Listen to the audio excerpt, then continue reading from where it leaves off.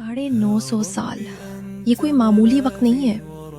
हजरत नूह अलैहिस्सलाम ने सदियों तक अपनी कौम को सीधी राह दिखाई, लेकिन बदले में क्या मिला? सिर्फ चंद लोग ईमान लाए और बाकी पूरी कौम सरकशी और मजाक पर उड़ी रही। और फिर अल्लाह का हुक्म आया, एक कश्ती बनाओ खुश्क जमीन पर, जहाँ दूर दूर तक पानी का कोई नामो निशान ना था। तपते हुए सहरा के करीब एक अजीम शान कश्ती बननी शुरू हुई।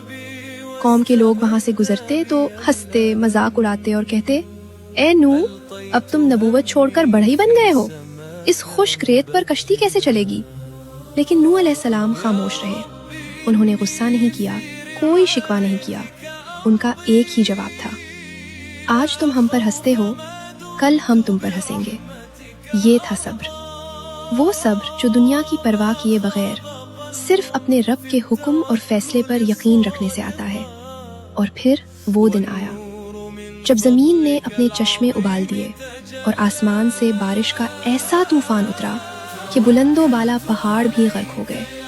उस वक्त वही कश्ती जो कभी लोगों के लिए मजाक थी, मोमिनीन के लिए निजात का वाहिद जरिया बन गई।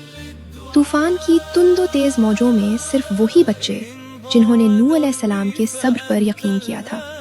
आज हमारी जिंदगियों में भी मुश्किलात के तूफान आते हैं। लोग बातें बनाते हैं, रास्ते मुश्किल लगते हैं, लेकिन याद रखिए, अगर आपका यकीन सच्चा है तो अपने हिस्से की कश्ती बनाते रहिए, मेहनत करते रहिए और सब्र का दामन हाथ से ना छोड़े। क्योंकि तूफान चाहे जितना भी बड़ा हो, सब्र की कश्ती हमेशा साहिल निजात तक पहुंचा ही देती है।